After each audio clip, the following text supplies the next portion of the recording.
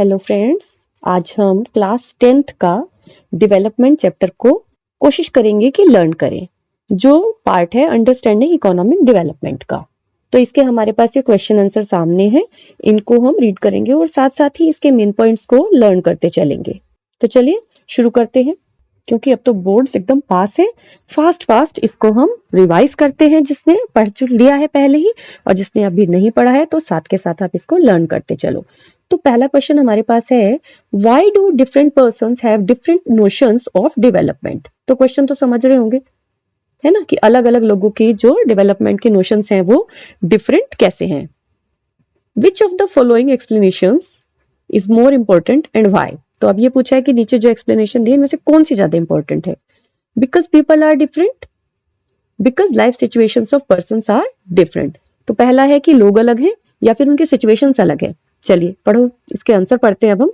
The argument in favour of above mentioned statement is that people are different and the second one is life situations of persons are different, so second one is more important about different notions of development for different people.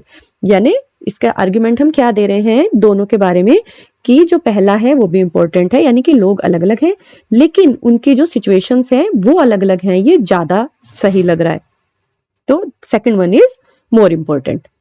अब आगे read करते हैं, the development और growth of a person totally depends on the situation around him. क्योंकि किसी की भी जो डेवलपमेंट होती है वो किस पे डिपेंड करती है, उसकी आसपास की सिचुएशंस पे डिपेंड करती है। A person living in a village and there is no accessibility of road, then construction of roads would be needed to develop that area. If a person is living in a metro city and finds difficulty to commute his workplace, then the construction of rapid transit system would be the need in the area and for the person. यानी जो गांव में रहता है उसके लिए तो अगर कोई रोड बन जाती है, यानी उसके लिए एक्सेसिबल हो जाए बाहर तक पहुंचना, तो रोड की कंस्ट्रक्शन ही ठीक रहती है उसके डेवलपमेंट के लिए, जो उसकी नीड है। लेकिन अगर कोई शहर में रहता है तो उसको दिक्कत होती है अपने काम पे जाने में, कहीं जाने के लिए, तो उसको ऐसा सिस्टम चाहिए जैसे जो कि फास्ट हो, जैसे कि मेट्रो को लोग चूज करते हैं या फिर ऐसे रूट्स को चूज करते हैं जहां पर ट्रैफिक ना हो। तो ऐसे सिस्टम क्रिएट हो जहां पर कि वो जल्दी से, फास्ट लाइफ है ना मेट्रो सिटीज की, तो वो जल्दी से कहीं पर पहुंच सके। तो ये पॉइंट आ गया कि किस तरह से जो सिचुएशन है लोगों की वो ज्यादा इंपॉर्टेंट है। क्वेश्चन नंबर सेकंड है, do the following two statements mean the same, justify your answer. अब ये नीचे दो स्टेटमेंट दी हुई है, इनको रीड करना है। पहली, people have different development goals, और दूसरी है people have conflicting developmental goals. यानी कि लोगों के अलग अलग गोल्स होते हैं या फिर लोगों के एक दूसरे से टकराते हुए यानी कन्फ्लिक्ट करते हैं आपस में, ऐसे गोल्स होते हैं। आपको क्या लगता है, आप अपने मन में सोचो एक बार और कमेंट्स में लिखो। चलो रीड करते हैं आंसर को। Both the statements are true but differ in meaning. People may have different goals, but it is not necessary that their path will be conflicting and the same as well. तो ये नहीं कह सकते कि उनके जो आपस के रास्ते हैं वो टकराते हैं या फिर सेम होंगे, लेकिन सबके लिए डेवलपमेंटल जो मीनिंग है वो डिफरेंट हो सकता है। अभी एग्जाम्पल है, for example, if a flyover is being constructed to reduce the waiting time at the railway station, then it is the development goal for the person working at office. But by demolishing the necessities of slum by constructing can be contradictory for the slum dwellers. तो यहाँ पे क्या है, अगर कोई flyover के चाहिए किसी को, किस चीज के लिए, जिससे कि लाइफ जो है फास्ट हो सके, ट्रैफिक कम हो सके, जैम की सिचुएशन कम हो सके, तो उसको पहुंचने के लिए ये उसका डेवलपमेंट का गोल है, जो कि किसी जगह पे ऑफिस में काम करता है या शहर में रहता है। लेकिन उसको बनाने के लिए, ऐसा देखा होगा ना, फिल्मों में भी अक्सर दिखाते हैं, प्रोग्राम्स में दिखाते हैं कि किसी स्लम एरिया को बीच में वहां पर डिमोलिश करना पड़ता है। तो उसके लिए तो वो डेवलपमेंट नहीं है, उसको लगेगा कि उसकी जो नेसेसिटी है, जो स्लम में रहने वाला है उसके लिए नेसेसिटी क्या है कि उसकी स्लम जो है इंटैक्ट रहे, ऐसा ना हो कि उसके रहने की जगह पर प्रॉब्लम आ जाए। तो यहाँ पर ये कॉन्ट्राडिक्ट भी कर रही है, लेकिन कुछ लोगों के लिए वो सेम भी हो सकती है। अब देखते हैं question third, give some examples where factors other than income are important aspects of our lives. तो इसका आंसर है, यहाँ पे हमसे पूछा है ना कि एग्जांपल दो कि कौन से फैक्टर हैं जो इनकम से ज्यादा इंपॉर्टेंट है लाइफ के लिए।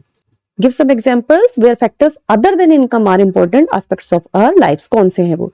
तो money is one of the other factors which is more important for fulfilling the basic requirements of life, but it is not the sole factor which should be termed superior, because good income will be useless if a person does not have the capacity or is not capable to move even here and there because of health issues. So health as well as money is important. We can also say that both are complementary. Not only this, if good schools are not available in the neighborhood, then it is difficult to provide education to the children so that he can be able to spend their money earned at right place at right time. तो क्या बताया इस question में, बताया ना, बहुत simple है. देखो हिंदी में भी इसको लिख सकते हो कि मनी जो है वो और फैक्टर्स की तरह मनी इंपॉर्टेंट है, लेकिन और भी ऐसे फैक्टर्स हैं जो कि बेसिक रिक्वायरमेंट्स हैं उसको पूरा करते हैं. जैसे मतलब बेसिक रिक्वायरमेंट्स कहते हैं ना, मूलभूत आवश्यकताएं, हिंदी में लिख सकते हो. जीवन की जो मूलभूत आवश्यकताएं हैं वो भी जरूरी है. केवल मनी ही सोल फैक्टर नहीं है सबसे ऊपर, क्योंकि अगर किसी के पास गुड इनकम है भी तो वो उसके लिए यूजलेस है अगर वो उसको लेकर बैठा है और कहीं पर जा नहीं सकता. यानी अगर उसके पास जाने के कहीं साधन नहीं है या कैपेसिटी नहीं है तो वो नहीं, उसके लिए मनी उतनी कारगर साबित नहीं होगी. और दूसरा किस लिए नहीं, जैसे यहाँ पे दिया है क्योंकि हेल्थ इश्यू के कारण नहीं. तो अगर उसकी हेल्थ अच्छी नहीं है तो उसके लिए कहीं जाना संभव नहीं हो पाएगा. तो कहते थे ना, पढ़ा होगा आपने इंग्लिश में कि हेल्थ इज वेल्थ, की हेल्थ अपने आप में सबसे बड़ा धन है. और उसके बाद है कि ये दोनों चीजें तो एक दूसरे के साथ पूरक हो गई इसकी. और इतना ही नहीं, अगर मान लो किसी के पास बहुत धन है लेकिन उसके आस पड़ोस में अच्छा स्कूल नहीं है तो वो अपनी बहुत अच्छे बच्चों को, जो बच्चे हैं उनको बहुत अच्छी एजुकेशन वो नहीं दे सकते. यानी शिक्षा संबंधी सुविधाएं भी अगर नहीं है तो पैसे का सदुपयोग जो है वो नहीं हो पाएगा. तो इस तरह से मनी तो जरूरी है, लेकिन उससे जो और सुविधाएं जो मिलनी है अगर वो नहीं मिलती तो उस धन का उतना फायदा नहीं मिल पाता. तो बाकी ये जो साधन है जिसको हम कहते हैं मूलभूत आवश्यकताएं, हिंदी में भी हम कहेंगे मूलभूत आवश्यकताएं और इंग्लिश में है बेसिक रिक्वायरमेंट्स का फुलफिल होना जरूरी है. फोर्थ क्वेश्चन है, explain some of the important ideas of the above section in your own words. जो भी रहा है ये जिसको हमने पढ़ा है चैप्टर को, उसमें क्या आइडिया है इंपॉर्टेंट. तो ये है, the above section is completely based on income and other different goals of people. Everyone has its own goal, but besides seeking more and more opportunities to earn, they want freedom, respect, and security as well. The main factor on which an life of a particular person is dependent is income. यहाँ पर हम कहेंगे which the main factor on which a life of a particular person is dependent is income. But quality of life also matters. One cannot keep chasing materialistic things. तो ये है कि total जो बात हो रही है यहाँ पे इनकम की हो रही है, पैसे की हो रही है, और बातों के बारे में हम यहाँ पर इस पार्ट में कर रहे हैं कि हर एक के अपने अपने गोल्स हैं. ज्यादा उनको मौके चाहिए, कौन से अवसर चाहिए, फ्रीडम चाहिए, सबको सम्मान चाहिए सोसाइटी में, है ना, सुरक्षा भी चाहिए, हर नागरिक की जरूरत है ये. तो मेन फैक्टर जो है लाइफ का वो पैसे पर निर्भर है. लेकिन पैसा जरूरी है, लेकिन जो क्वालिटी ऑफ लाइफ है वो भी इंसान के लिए जरूरी होती है. जैसे किसी के पास बहुत धन है और वो उसको उपयोग नहीं करता तो वो उसका पैसा पड़ा है लेकिन उसके पास लाइफ के अच्छे सुविधाएं नहीं है. तो केवल सुविधाओं के पीछे भागना भी वो नहीं हो सकता और केवल धन के पीछे भागना भी जरूरी नहीं हो सकता. यानी क्वालिटी ऑफ लाइफ मेंटेन करना जिसमें सम्मान हो, आजादी हो, कहने की, सुनने की, बोलने की, पढ़ने की, जो भी एक्शन करना चाहते हैं उसको करने की, तो और सुरक्षा भी बहुत जरूरी है. इस तरह से समाज में सभी इन चीजों की जरूरत बनती है पैसे के साथ साथ ही. अभी इससे पहले हमने बात की थी ना मूलभूत आवश्यकताओं के बारे में, तो वो तो मूलभूत आवश्यकताएं थी जिनके बिना तो जीवन का आगे बढ़ना ही संभव नहीं है ना. लेकिन अब हम बात वो भी कर रहे हैं जिनसे कि हमें पता चल रहा है कि जो बाकी जरूरतें भी हैं जैसे सम्मान, सुरक्षा. नेक्स्ट क्वेश्चन है, look at the picture on the right, what should be the developmental goals for such an area. हाँ, तो ये क्वेश्चन है, look at the picture on the right, what should be the developmental goals for such an area. तो ये हमें picture दी हुई है, इसके लिए क्या डेवलपमेंटल गोल्स होने चाहिए. इसको ध्यान से देखें तो यहाँ पर ऊंची हाई राइज बिल्डिंग्स हैं और यहाँ पर नीचे स्लम दिखाया है. तो चलिए इसके क्या गोल्स होने चाहिए यहाँ की लोकेलिटी के हिसाब से, अब इसको रीड करते हैं.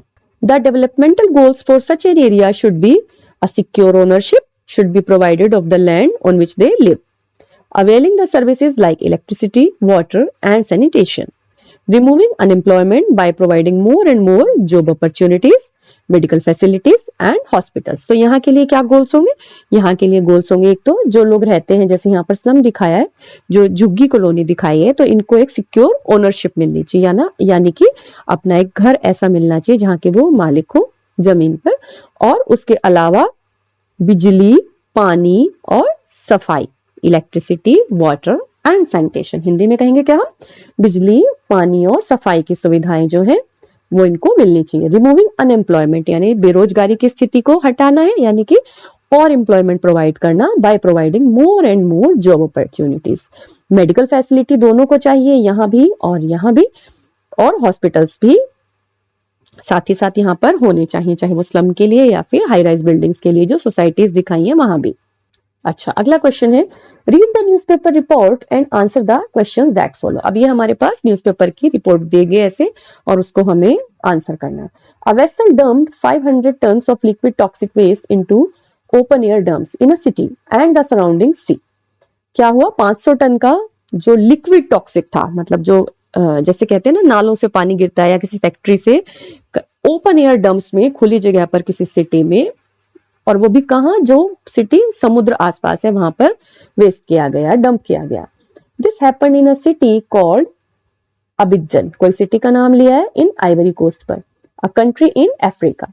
The fumes from the highly toxic waste cause nausea, skin rashes, fainting, diarrhoea etcetera.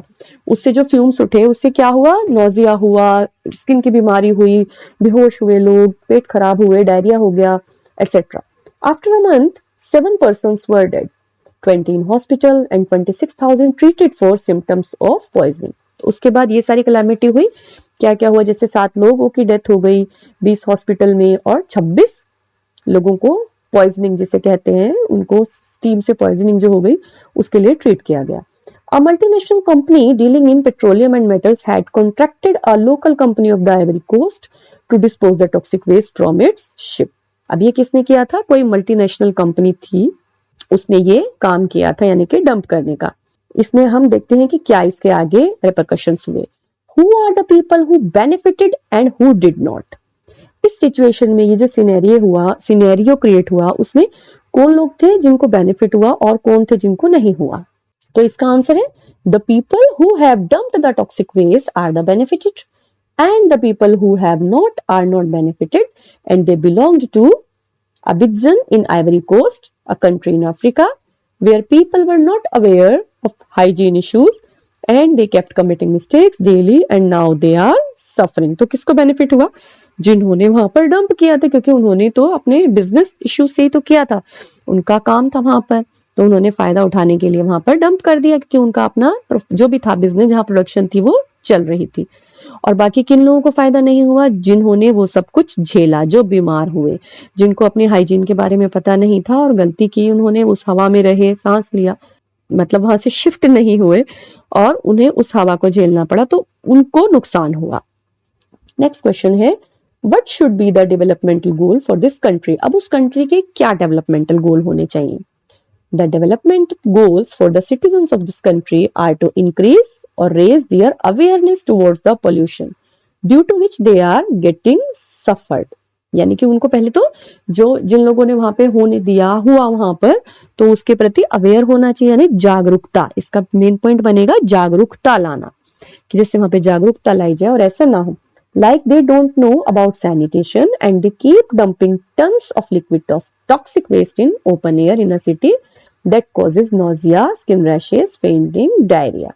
कि इस तरह से ओपन एयर बिना किसी सिस्टम के वहां पर डंप कर दिया उन लोगों ने, जिसके कारण ये सारी प्रॉब्लम्स हुई। तो ये उनके डेवलपमेंटल गोल होने चाहिए कि एक तो फैसिलिटीज ज्यादा क्रिएट होनी चाहिए, सुविधाएं होनी चाहिए, सही तरीके के सैनिटेशन का सिस्टम बनना चाहिए, और साथ ही साथ लोगों को भी जागरूक करना चाहिए, क्योंकि बिना जागरूकता के तो जितने भी सिस्टम बनाए जाएं वो अपने पूरी तरह से सक्सेसफुल नहीं हो सकते। अच्छा, अब बात हो रही है कि what can be some of the developmental goals for your village, town और locality.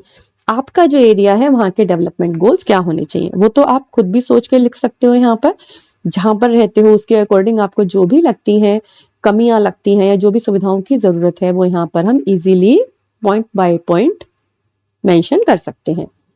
As we know that rural areas are very hard to improve, especially where there is no literacy and no hygiene. तो जो ग्रामीण area होते हैं, ग्रामीण क्षेत्र हैं, उनको एकदम से इम्प्रूव करना, वहां पर तरक्की लाना थोड़ा मुश्किल होता है, क्योंकि एक तो लोगों को उतनी कभी कभी ज्ञान नहीं होता, उतना पता नहीं होता, और दूसरा वहां पे हाइजीन को यानी सफाई को बहुत ज्यादा फॉलो नहीं किया जाता। कहीं कहीं ऐसा हो सकता है।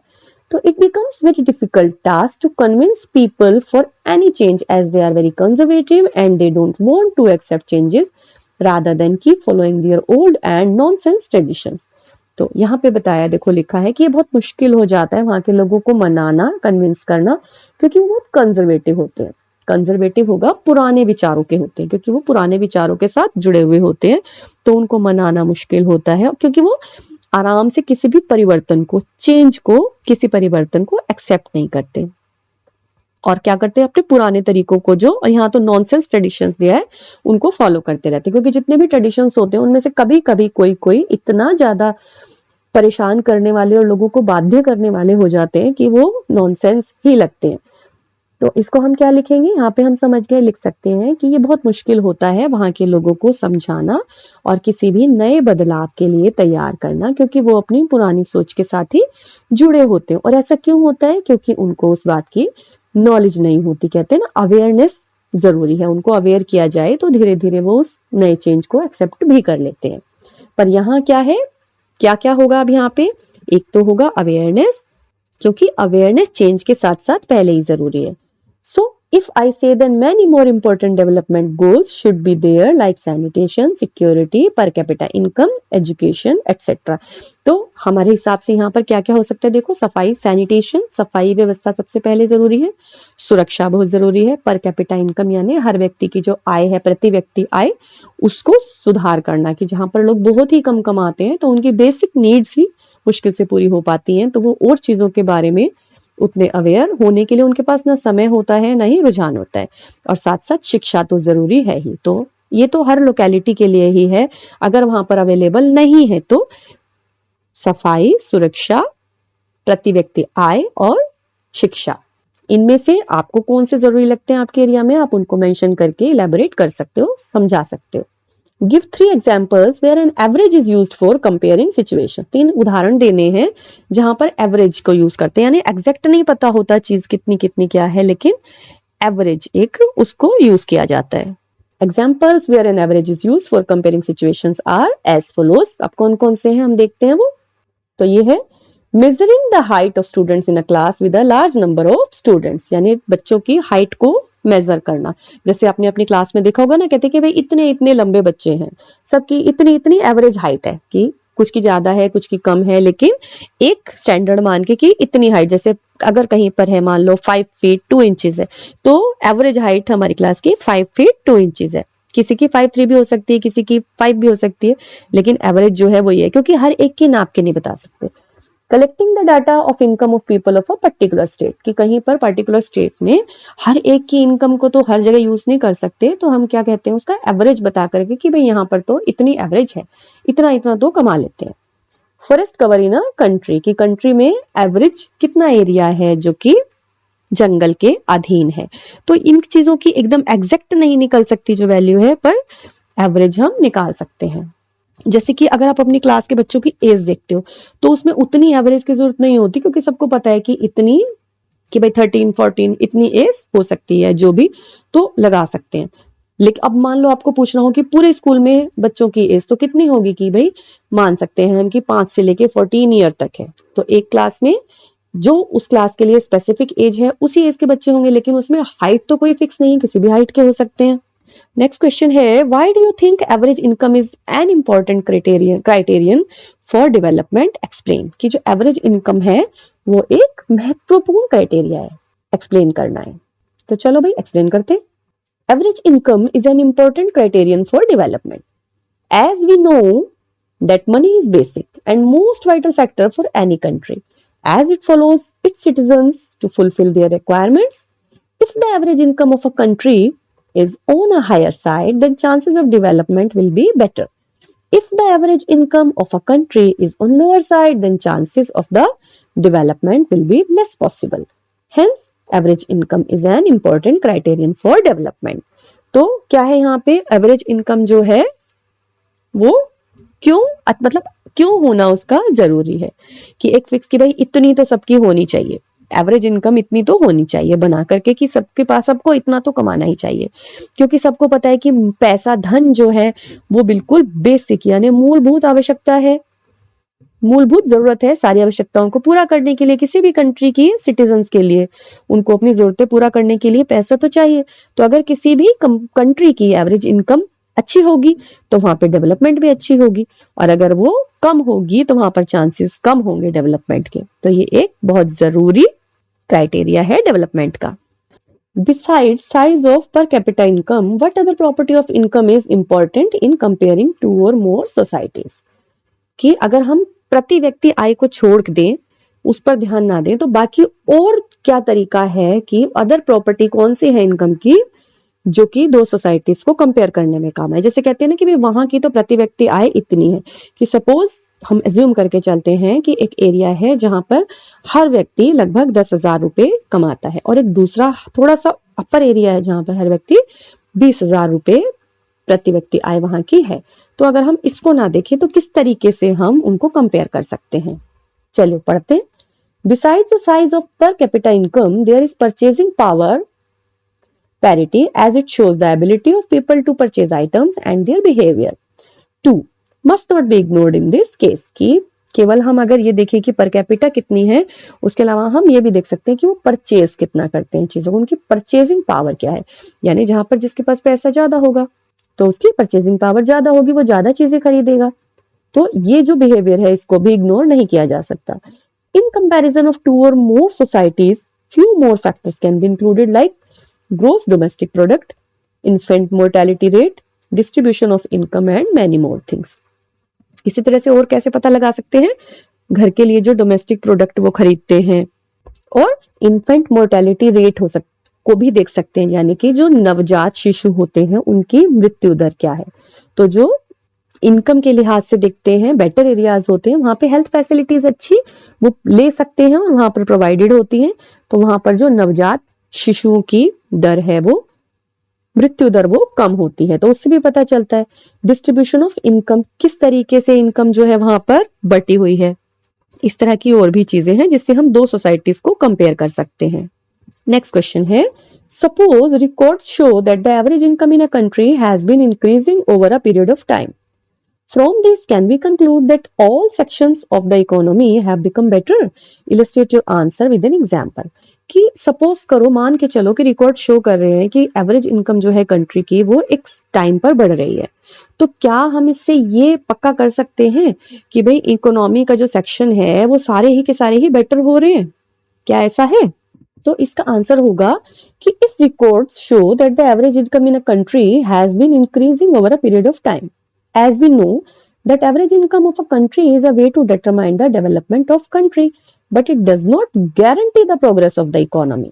Few examples have been seen in which clearly it was shown that there are many other factors which are important for the overall development of a particular society. Some factors are infant mortality rate and literacy rate etc.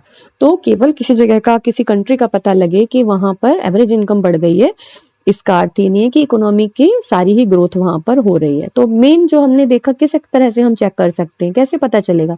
अभी last question में भी पढ़ा था हमने कि infant mortality rate से भी पता लगा सकते हो, लिटरेसी रेट से भी, क्योंकि इन्फेंट मोर्टेलिटी रेट से ये पता लग जाता है कि वहां की हेल्थ सिचुएशंस, हेल्थ कंडीशंस किस तरह की हैं, कैसी फैसिलिटीज है। तो अगर अच्छी वहां पर फैसिलिटी है तो वहां पर ग्रोथ भी अच्छी हो रही है। नेक्स्ट है, write a paragraph on your notion of what should India do और achieve to become a developed country. कि अब हम यहाँ पे एक पैराग्राफ लिखना है कि क्या करना चाहिए इंडिया को जिससे कि ये एक डेवलप्ड कंट्री बन जाए, यानी अंडर डेवलप नहीं, डेवलपिंग नहीं, डेवलप्ड, पूरी तरह से डेवलप कंट्री। और डेवलप्ड कंट्री को क्या कहते हैं? विकसित देश। जो डेवलपिंग होती है वो होती है विकासशील देश, और ये डेवलप्ड यानी विकसित देश जिसका डेवलपमेंट हो चुका है। India is one of the most developing nations presently in the world, but when we look at the figures related to human development index, India is still very far from developed nations. List on several parameters. कि अभी हमने कहा ना कि विकासशील तो ये है, लेकिन विकसित होने में अभी भी और जो विकसित हो चुके हैं उनसे थोड़ा पीछे हैं. जैसे ह्यूमन डेवलपमेंट पे India has shown great improvement on the life expectancy, infant mortality and literacy rate in the 2011 census. There are several factors in which we have to work on. Some of these are कि यहाँ पर जैसे life expectancy जो है या फिर infant mortality है जो हमने अभी पढ़ी कि नवजात शिशुओं की मृत्यु दर कम है. और क्या बताया हमने अभी, लिटरेसी यानी कि साक्षरता दर जो है, और लाइफ एक्सपेक्टेंसी इसका अर्थ है कि आयु की जो एक कहते हैं ना, आयु कितनी किसी की हो सकती है, कि आयु का स्तर क्या है, वो अच्छा हो चुका है. जैसे जहां पर हेल्थ कंडीशंस अच्छी होती है वहां पे जीवन की आयु की जो दर होती है, आयु संभाविता जिसको बोलते हैं, वो भी ज्यादा होती है. और जहां पर हेल्थ सिचुएशंस, हेल्थ कंडीशंस है, फैसिलिटीज अच्छी नहीं होती है मेनली, वहां पर वो कम होती है. तो क्या फैक्टर्स हैं जिस पर हमें काम करना है, वो है lack of proper health care, drinking water, sanitation and nutrition, especially in rural areas. India needs to develop facilities to improve on these parameters so that it can become a developed nation. तो कौन कौन सी चीजें हैं? Proper health care, पानी की सुविधा, पीने के पानी की, सफाई की, पोषण की. तो इसको आप अलग पॉइंट कर सकते हो, साथ साथ ही नोट कर लीजिए, वहां पर आप पेपर में या टेस्ट में इसको इलेबोरेट कर दीजिए कि स्वास्थ्य सुविधाएं, जल की सुविधाएं, सफाई की सुविधा, पोषण की सुविधा और सुरक्षा की सुविधा कहां पर? जैसे स्पेशली ग्रामीण इलाकों में इंडिया को और ज्यादा आवश्यकता है डेवलप करने की. अब यहां पर हमें बताया, look at data in tables 1.3 and 1.4. Is Punjab ahead of Bihar in literacy rate etcetera as it is in terms of per capita income. कि जिस तरह से पंजाब बाकी कैपिटा इनकम में आगे है, क्या वो और लिटरेसी रेट वगैरह में भी आगे है? ये दोनों हमें टेबल दी हुई है. इसमें पर कैपिटा इनकम दी है महाराष्ट्र, केरला और बिहार की, और यहाँ पर कंपैरेटिव इनकी स्टडी दी है महाराष्ट्र, केरला और बिहार की. किस किस बारे में? लिटरेसी रेट, और जो वहां पर उनकी अटेंडेंस रेशियो है उस बारे में दिया हुआ है, और साथ ही साथ यहाँ पर दिया है इन्फेंट मोर्टेलिटी रेट पर. अब इसके एक्सप्लेनेशन देखते हैं हम कि क्या ऐसा उन्होंने पूछा है ना, कि क्या ऐसा है. अब जैसे यहाँ पर देखोगे आप, तो जो पर कैपिटा इनकम है वो महाराष्ट्र की सबसे ज्यादा है, लेकिन बाकी चीजों को हम देखते हैं, जैसे कि लिटरेसी रेट को आप देखो तो महाराष्ट्र का 82 है और केरला का ज्यादा है. उसी तरह से इन्फेंट मोर्टेलिटी रेट जो है वो बिहार का ज्यादा है, और अटेंडेंस का रेशियो देखें तो हम वो भी केरला का ज्यादा है, जबकि पर कैपिटा इनकम महाराष्ट्र की ज्यादा है. ये देखिए, explanation of some of the terms used in this table. Infant mortality rate indicates the number of children that die before the age of 1 year as a proportion of 1000 live children born in that particular year. कि infant mortality rate क्या होता है, कि उनकी जो मृत्यु दर है वो क्या रही है एक साल में, कि एक साल में यानी एक साल की उम्र तक, 0 से लेकर 1 साल की उम्र तक क्या रेशियो रही है उनके जीवन की, जिससे कि उनकी मृत्यु जो है वो कम हो. Literacy rate measures the proportion of literate population in the 7 and above age group. की 7 साल से ऊपर वालों की जो वो है लिटरेसी पॉपुलेशन वो मेजर होती है. तो net attendance ratio is the total number of children of age group 6 to 10 attending school as a percentage of total number of children in the same age group. ये सब point हो गए. अब देखते हैं कि कैसे हमने इसको एक्सप्लेन किया है. We can notice that infant mortality rate is 25, 12 and 43 in different states named Maharashtra, Kerala and Bihar respectively. Literacy rate is 82, 94 and 62 in the same states, but if we talk about net attendance ratio, then it is 64, 78 and 35 respectively, यानी महाराष्ट्र, केरला और बिहार की. So it can be said that Maharashtra is at the second number in literacy rate. हमने table में देखा है. Kerala is at the top in literacy rate and Bihar is very far from these two states if we compare the literacy rate. अब जैसे हमने यहाँ पर शुरू में ही देखा था कि महाराष्ट्र की पर कैपिटा इनकम ज्यादा है, लेकिन लिटरेसी रेट केरला का ज्यादा है. तो इससे पता चलता है कि पर कैपिटा इनकम के अलावा भी और भी तरीके हैं वहां की ग्रोथ को मेजर करने के, और वो क्या है वो भी हमने एक्सप्लेन किया यहाँ पर. Think of other examples where collective provisions of goods and services is cheaper than individual provision. और कौन सी एग्जाम्पल है जहां पर और प्रोविजन जो है, साधन जो है वो सस्ते हैं? In factories where goods and services are produced at mass scale, in mining areas and in manufacturing units where also goods are produced and manufactured in bulk, so few merchants prefer to sell their goods in wholesale, and they don't want any kind of mediator in their work, and all they want is that customers should come to them and purchase goods and services from them. So here both seller and buyer is benefited in their own ways. Therefore, it can be said that collective of goods and services is cheaper than individual provision. तो क्या समझा है यहाँ पर कि जो factories हैं जहां पर साधन और ये सर्विसेज जो हैं वो जनरेट होती हैं बड़े लेवल पर, मास स्केल पर, यानी अधिक संख्या में साधन और सुविधाएं प्रोड्यूस की जाती हैं, सेवाएं, साधन और सेवाएं, सर्विसेज यानी सेवाएं दी जाती हैं, प्रदान की जाती हैं, जैसे कि जो माइनिंग एरियाज होते हैं या फिर जहां पर बनती हैं चीजें और बहुत बड़ी मात्रा में बनती है, तो कुछ जो मर्चेंट होते हैं, बनाने वाले होते हैं, वो क्या करते हैं, होलसेल में उसको सेल कर देते हैं बिना किसी बिचौलिया, जिसको बोलते हैं ना, उसके बिना किसी बिचौलिए के उसको सेल करते हैं। तो इससे क्या होता है, बेचने वाले को भी और खरीदने वाले को भी, दोनों को फायदा होता है। तो collective of goods and services is cheaper than individual person, यानी कि एक ज्यादा मात्रा में जब इस तरह की चीजें, सुविधाएं, सेवाएं प्रदान की जाती हैं, तो एक एक का जो वो होता है इंडिविजुअल का, वो कम संख्या में खरीदना महंगा पड़ता है, और जब बल्क में वो चीजें बनाई और आगे बेची जाती हैं तो वो अच्छा रहता है, वो फायदेमंद रहता है। Does availability of good health and educational facilities depend only on amount of money spent by the government on these facilities? But other factors could be relevant. कि जो अच्छी सेहत है या फिर शिक्षा की सुविधाएं हैं वो केवल इसी बात पर डिपेंड करती है कि सरकार कितना पैसा खर्च कर रही है, या और भी कोई फैक्टर्स हो सकते हैं? बहुत ही अच्छा क्वेश्चन है। The availability of good health and educational facilities does not solely depend on amount of money spent. Rather, in this case, health facilities are dependent on the capabilities of the doctors and quality of medicines and quantity of staff, their behavior towards patients, and many more factors are there. So it would be wrong to say that it is solely dependent on money. तो ऐसा नहीं है कि केवल पैसे पर ही होती हैं, डॉक्टर्स पर भी होती है। डॉक्टर्स की कैपेबिलिटी कैसी है, कैपेसिटी कैसी है, मेडिसिन कैसी हैं, जो स्टाफ का बिहेव है, बर्ताव है, वो कैसा है, इन सब चीजों पर भी डिपेंड करती है। तो सोली हम कहें कि धन पर ही निर्भर नहीं करती हैं। Next question, in Tamil Nadu 75% of the people living in rural areas use a ration shop, whereas in Jharkhand only 8% of rural area do so. Where would people be better off and why? अब आप बताओ कि तमिलनाडु में 75%, 75% लोग जो है rural area में वो राशन की शॉप से लेते हैं, जबकि झारखंड में केवल 8% लोग ही लेते हैं। तो कहाँ पे ज्यादा अच्छा होगा? सोचिए। In Tamil Nadu, 75% people are living in rural areas and they use ration shop. Whereas in Jharkhand, only 8% of rural people are living there, use a grocery store. So clearly we can see that people are doing better in Tamil Nadu, as there are 75% of people are being provided the facilities by the public distribution system. And on the second hand, people of Jharkhand are not in good condition. तो जो ration की shop होती हैं वो government provided होती हैं और वो कंपैरेटिवली सस्ते रेट पर वहां पर सामान मिलता है।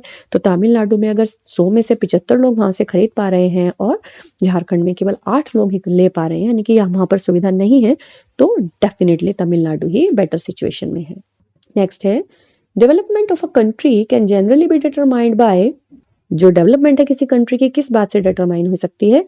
इट्स पर capita income, it's average literacy level, health issues of its people, या फिर ऑल ऑफ दिस। तो अभी हमने इतने सारे क्वेश्चंस पढ़े हैं, उनमें यही है कि केवल पर कैपिटा इनकम से तो पता नहीं चलती है, और केवल शिक्षा से भी पता नहीं चलेगी, केवल हेल्थ से भी पता नहीं चल सकता। तो all of these is development of a country can be measured by any of these parameters. Throughout the world, health and education indicators along with income are used as a measure of development. Hence, all three are parameters that determine the development level of a country. Option D is correct. यही अभी हमने discuss किया था कि सभी कुछ इसमें जरूरी है। नेक्स्ट क्वेश्चन है, which of the following neighboring countries has better performance in terms of human development in India? In countries में से किसकी जो है बेटर परफॉर्मेंस है? बांग्लादेश, श्रीलंका, नेपाल या फिर पाकिस्तान? अब आपका क्या इसमें राय है? चलिए रीड करते हैं.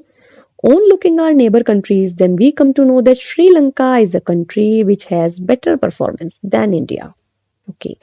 This country named Sri Lanka leads us in per capita income, healthcare, and education, and many more parameters which are used to determine and define the human development properly. Using these parameters, one can easily judge the growth of its country. तो बांग्लादेश, श्रीलंका, नेपाल और पाकिस्तान में से कौन ऊपर है? श्रीलंका. अच्छा, साथ साथ ये बताओ कि आपको पता है कि श्रीलंका की कौन सी एक्ट्रेस है जो इंडिया में है? आपने कई मूवीज में देखी होगी. She is Jacqueline Fernandez. चलो, पढ़ाई के साथ साथ थोड़ी सी हमने मूवीज की भी बात कर ली. Next, assume there are 4 families in a country. The average per capita income of these families is rupees 5,000. If the income of 3 families is rupees 4,000, rupees 7,000 and rupees 3,000 respectively, what is the income of the 4th family? अब ये देखो, इनकी average पर capita income है इनकी किसी जगह की 5,000, तो 3 की तो 4, 7 और 3 है, तो चौथे की क्या होगी? चलिए सॉल्व करते हैं. Average capital income is this. Income of first family this, income of second family this, income of third family this. तो इनकम ऑफ फोर्थ फैमिली कैसे निकालेंगे? चारों को हमने प्लस किया, अब चौथी तो हमारे पास है नहीं तो उसको हमने एक्स माना, तो 5,000 किसके बराबर होगा? इसके बराबर, और यहाँ पर इक्वेशन बनाई और एक्स आ गया हमारा 6,000. तो फोर्थ फैमिली की कितनी है? 6,000. What is the main criterion used by the World Bank in classifying different countries? What are the limitations of this criterion, if any? कि कौन से क्राइटेरियन यूज किए जा सकते हैं वर्ल्ड बैंक के अलग अलग कंट्रीज को क्लासिफाई करने के लिए? What are the limitations of this criterion? Criterion used by the World Bank is classifying the different countries is the per capita income method. सबसे पहले कौन सा मेथड होता है उनको अलग अलग क्लासिफाई करने के लिए कि कौन कैसा है? पर कैपिटा इनकम है मेन. तो in this method the income of a country is divided by the total population which gives the average income of a country. यानी कि टोटल इनकम को किससे डिवाइड कर देते हैं? टोटल लोगों से. जैसे अभी हमने लास्ट क्वेश्चन में किया कि एवरेज निकाल लिया, 4 की निकाली, 4 फैमिलीज की निकालनी है तो चारों को प्लस किया और 4 से डिवाइड कर दिया. उसी तरह से टोटल पॉपुलेशन को हमने जोड़ा और टोटल इनकम को जोड़ा और पॉपुलेशन से डिवाइड कर दिया. तो world development report which came in 2006 states that in 2004 countries with per capita income of rupees this or above per annum is regarded as rich and countries with per capita income is rupees this or less per annum as low income countries. तो अगर ये वाला digit है तो वो पर capita income से ऊपर है, और पर एनम ये पूरे साल की है, पर एनम यानी प्रति वर्ष, और अगर ये डिजिट आती हैं तो वो लो इनकम में आती हैं, यानी एक व्यक्ति की इतनी है, ये पर कैपिटा इनकम इतनी है. ये 2006 के आंकड़े हैं कि 2004 में ऐसा था. So there are various limitations to this method because of the following reasons. This method only tells us about the average income of a country but not about the unequal distribution of wealth, right? इससे हमें ये तो पता चल जाता है कि भाई टोटल इनकम में से हमने इस तरह से एवरेज निकाल ली तो पता चल जाता है कि इतनी इतनी है, एक की एवरेज निकल गई. लेकिन हमें ये यहाँ पर नहीं पता चलता कि हो सकता है उनमें से किसी के पास बहुत ज्यादा हो और किसी के पास बहुत कम हो. जैसे हमने अभी शुरू में देखा था ना कि क्लास की हाइट का एवरेज, लेकिन कोई बच्चे ऐसे भी तो होंगे जिनकी हाइट बहुत ज्यादा होगी, तो वो एवरेज में तो यही पता लगेगा कि हाँ भाई सबके 5'2" या 5'1" है, लेकिन जेन्युइनली अगर हो सकता है कि उसमें से कोई 5'6" भी हो. तो इसी तरह से यहाँ पर भी है कि हमें ये नहीं पता चलता कि किसी के पास बहुत ज्यादा पैसा भी हो सकता है. हम इस तरीके से ये जज नहीं कर पाते कि कितने लोगों के पास कितना है. It does not explain the reasons for the rising gap between rich and poor. और इससे हमें ये भी नहीं पता चलता कि किस तरीके से क्या कारण है जिसके कारण ये गैप क्रिएट हो रहा है. The population is a significant factor here because countries with high population will tally low level of income. Countries with high per capita income do not explain about the basic rights and facilities provided to the citizens. Next question है, in what respect in the criterion used by the UNDP for measuring development different from the one used by the World Bank? UNDP यानी United nation development programme, आप इसको भी learn कर लीजिए. United nation development programme जो है वो किस तरह से अलग ढंग से जो है क्राइटेरिया यूज करता है. It advocates for change and connects countries to knowledge, experience and resources to help people build a better life.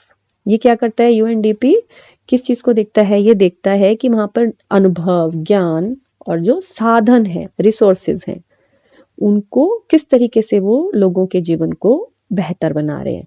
The main difference between the UNDP and world bank in terms of measuring development is that, अब क्या difference है world bank और UNDP में, विश्व bank और United nation development programme की जो तरीके हैं उनमें क्या डिफरेंस है।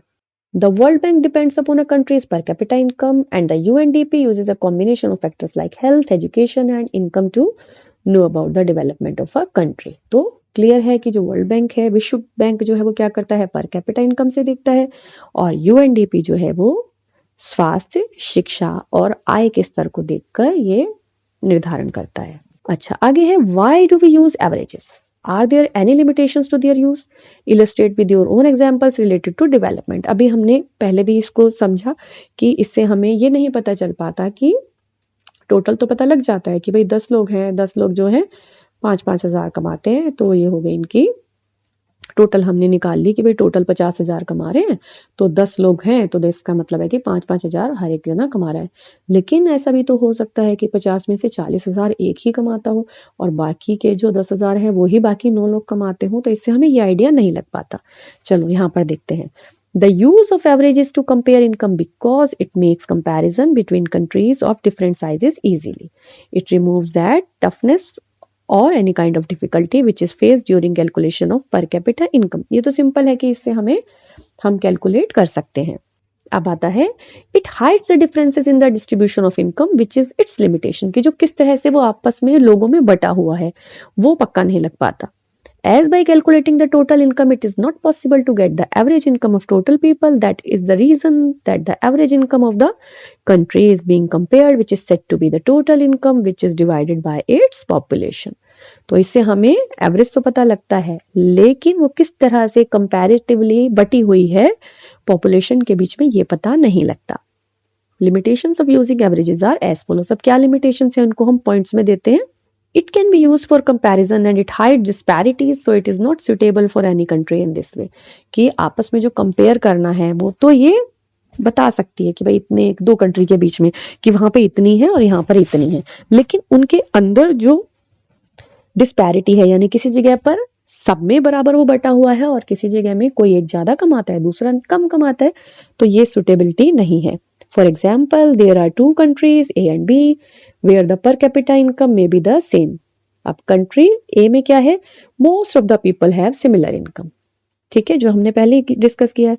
और कंट्री बी में क्या है, few people are extremely rich while most of the people are extremely poor, but the average comes out to be same as country A. अभी जो हमने एग्जांपल लिया था 50,000 वाला 10 लोगों के बीच में, उसी तरीके से हम पूरी कंट्री के वे में भी इसको अंडरस्टैंड कर सकते हैं। So mostly people would like to live in a country A as it has more equitable distribution than country B. अब देखते हैं अगला। Even though averages are useful for comparison, but they hide disparities. Example, the literacy rate of a country does not differentiate between its different states. Certain states such as Kerala may have higher literacy rate while some may have a lower literacy rate like Bihar. But when we take the country's average, this difference is not possible. Right, तो क्या होता है कि पूरी country की अगर साक्षरता दर देखते हैं तो अलग होती है, लेकिन वो अलग अलग इस तरीके से बटी हुई भी तो होती है कि कहीं पर पूरी तरह से साक्षर है और कुछ जगह पर नहीं है, कम है, लेकिन एवरेज आने पर तो अच्छा ही आएगा। अब जैसे आप सोचो कि आपने कोई टेस्ट दी और किसी टेस्ट में आपके 10 में से हम लेकर चलते हैं, किसी में आपके 5 आ रहे हैं, किसी में 4 आ रहे हैं, किसी में 10 में से 10 भी आ रहे हैं, किसी में 6 आ रहे हैं, लेकिन जब उन चारों को प्लस करेंगे और आप उसको डिवाइड करेंगे तो एवरेज अच्छा आएगा, है ना। लेकिन उससे ये नहीं पता चलेगा कि किस सब्जेक्ट में कम भी तो आ रहे हैं, लेकिन वो नहीं पता चलेगा। नेक्स्ट है Kerala with lower per capita income has a better human development ranking than Punjab. Hence, per capita income is not a useful criterion at all and should not be used to compare states. Do you agree? Discuss. Kerala जो है उसकी लो पर capita income के बाद भी जहाँ पे development ranking है वो अच्छी है पंजाब से। Hence, per capita income is not a useful criterion at all and should not be used to compare states. ये हमने पहले भी डिस्कस किया है, इससे एग्री करते हो कि केवल पर कैपिटा इनकम से ही ये पता नहीं लगा सकते कि मान लीजिए पंजाब की यहाँ पर कैपिटा इनकम अच्छी है, लेकिन लिटरेसी रेट तो केरला का ज्यादा है। तो हम इसको रीड करते हैं। It can be noticed with the help of a report that Kerala with lower capita income has a better human development ranking in comparison to Punjab. And to counter the inadequacy of this average, the Human Development Index is used. Various factors are used by HDI. HDI होता है Human Development Index for the comparison of the two states. Some of these factors are health, education, income, etc. Per capita income is useful for the money index of states, so it can be easily said that the per capita income is one of the development factors and cannot be put away. तो यहाँ हमने देख लिया कि केरला का जो पर capita income कम है, लेकिन वहां पर लिटरेसी रेट जो है वो अच्छा है, ये तो हमने देख ही लिया। तो बेटर ह्यूमन डेवलपमेंट वहां की रैंकिंग है, अच्छी रैंकिंग है। इसके लिए क्या यूज करते हैं हम? ह्यूमन डेवलपमेंट इंडेक्स की वहां की डेवलपमेंट का स्तर क्या है। कौन कौन से फैक्टर यूज करता है एचडीआई दो स्टेट्स के बीच में चेक करने के लिए? हेल्थ को, एजुकेशन को, इनकम को। नेक्स्ट क्वेश्चन हमारा है, find out the present source of energy that is used by the people of India, what could be the other possibilities 50 years from now. आज के समय में जो एनर्जी के सोर्सेज हैं, ऊर्जा के स्रोत हैं, लोगों से लोग जो यूज करते हैं आज से 50 साल बाद, वो क्या होंगे, उनकी पॉसिबिलिटी क्या हो सकती है। The present source of energy that is used by the people of India is of various types like electricity, coal, crude oil, cow dung and solar energy. तो अभी के समय में क्या यूज करते हैं? बिजली यूज करते हैं, कोल ऑयल यूज करते हैं, गाय का गोबर यूज करते हैं और सोलर पावर, सौर ऊर्जा यूज करते हैं। If we look the possibilities of the next 50 years, then we can include ethanol, biodiesel, nuclear energy, etc. ये और भी options हैं। Wind energy can be used in far more good way. All these things can be used in better way to find out the present source of energy. तो इन्होंने और भी option यहाँ पर दिखा दिया, इनको भी use किया जा सकता है।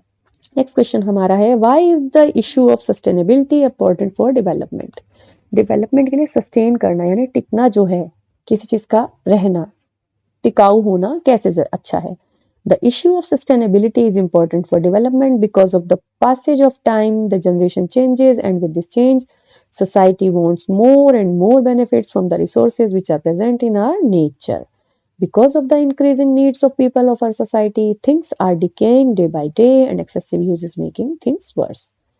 If the speed of using resources remains same, then the available resources will be exhausted soon and our coming generation will stay deprived of all kind of needs. यानी जो भी इस समय के सोर्सेज हैं उनका टिकना, बचे रहना क्यों जरूरी है? क्योंकि इसी तरह से अगर यूज होता रहा तो धीरे धीरे ये सारे सोर्सेज खत्म हो जाएंगे और आगे आने वाली जनरेशन के लिए नहीं बचेंगे। जैसे आपने देखा होगा कि पेट्रोल का यूज कम करना चाहिए, क्योंकि सालों में तैयार होके पेट्रोल प्रोडक्ट रेडी होते हैं यूज करने के लिए, बहुत सालों में।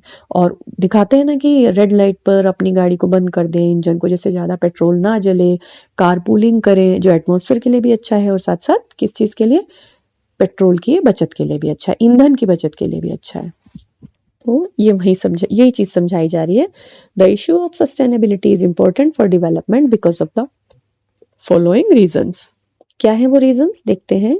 The growth and development should be done by keeping in mind the future uses. उसी तरह से ग्रोथ या प्रोग्रेस की तरफ बढ़ा जाए, ध्यान रखा जाए रिसोर्सेज की भी बचत का, यानी उसको कहते हैं सस्टेनेबिलिटी होता है वहन करना, जितना कितना बोझ जो है वहन किया जा सकता है। If resources will not be sustained, then our natural resources will stagnate after some time and no upcoming generation will be able to take advantage of these natural resources. कि अगर इनको बचाया नहीं गया, इनकी रक्षा नहीं की गई, नेचुरल रिसोर्सेज की, जो हमारे प्राकृतिक संसाधन हैं, तो कुछ समय बाद ये स्टैग्नेंट हो जाएंगे, यानी बनने उतनी जितनी धीमी गति से बनते हैं उतनी तेज गति से इनको लोग प्रयोग कर रहे हैं। तो उसको यूजेस में कम करेंगे तभी वो उतने अवेलेबल रह सकेंगे कि आगे आने वाली जनरेशन के लिए बचे रहें। The earth has enough resources to meet the needs of all, but not enough to satisfy the greed of even one person. How this statement is relevant to the discussion of development? Discuss. बहुत ही अच्छी statement है यहाँ पे कि अर्थ के पास, पृथ्वी पर संसाधन तो बहुत है लोगों की जरूरतें पूरी करने के लिए, लेकिन किसी के लालच को सेटिस्फाई करने के लिए, एक भी इंसान के लालच को पूरा करने के लिए नहीं है। तो how this statement is relevant कि भाई लोगों की जरूरतें तो पूरी कर सकते हैं लेकिन उनकी जो लालच है उसको पूरा नहीं कर सकते। The earth has enough resources to meet the needs of all, but not enough to satisfy the greed of even one person. This can be said that this above written statement is relevant. and accurate to discuss the development issue, because in our nature there are sufficient amount of resources that are required for completing or meeting the needs of our society, but these resources are being exploited badly by the people। कि वो जरूरतें तो पूरी कर सकते हैं लेकिन उनको बहुत बुरे तरीके से यूज करने से धीरे धीरे वो खत्म हो जाएंगे, जिसका एक मेन उदाहरण है कि पेट्रोल। सभी लोग गाड़ियों का इतना प्रयोग करेंगे तो पेट्रोल की खपत ज्यादा होगी और बचत कम होगी, इसीलिए अब और ऑप्शन आ रहे हैं जैसे इलेक्ट्रिक व्हीकल, सीएनजी व्हीकल, जो कि उस खपत को बचा रहे हैं कि थोड़ा कम यूज हो। Renewable resources like groundwater can be replenished by the nature, but non-renewable sources cannot be replenished। कि जैसे ग्राउंड वाटर है तो बारिश दोबारा आ जाएगी, पेड़ अच्छे लगाएंगे, बारिश आएगी तो ग्राउंड वाटर लेवल अच्छा बना रहेगा। So the role of sustainable development is very important as it can be attained by mixed use of both renewable and non-renewable resources without any harm, and the balance of environment must be kept in mind to fulfill the requirements of present and future generation। तो जैसे कि कोल है, petrol है, इन सब के लिए अगर साथ साथ और भी ऑप्शंस लेकर चला जाएगा तो ये रिक्वायरमेंट्स भी फुलफिल की जा सकेंगी फ्यूचर जनरेशन के लिए भी। तो हमने ये चैप्टर के 10 क्वेश्चंस को यहाँ पर अभी रिवाइज किया है, रीड किया है, समझा है। तो उम्मीद है आपको अच्छे से समझ में आया होगा और आपकी रिवीजन हो गई होगी, या फिर अगर आपने पहली बार भी इसको समझा है तो भी अच्छे से समझ में आ गया होगा। अगर हाँ तो वीडियो को लाइक तो करना ही है, अपने फ्रेंड्स के साथ शेयर भी करना है और चैनल को तो सब्सक्राइब करना है ऐसे और पढ़ाई से रिलेटेड वीडियोस को देखने के लिए। और अगर आप यहाँ पर बताओगे कि आपको कौन से टॉपिक का वीडियो देखना है तो वो डेफिनेटली आपके पास जल्दी से जल्दी पहुंचाने की कोशिश की जाएगी। तो एक बार फिर से please do subscribe, like, share, comment here. पढ़िए, एंजॉय करिए। Happy learning everyone.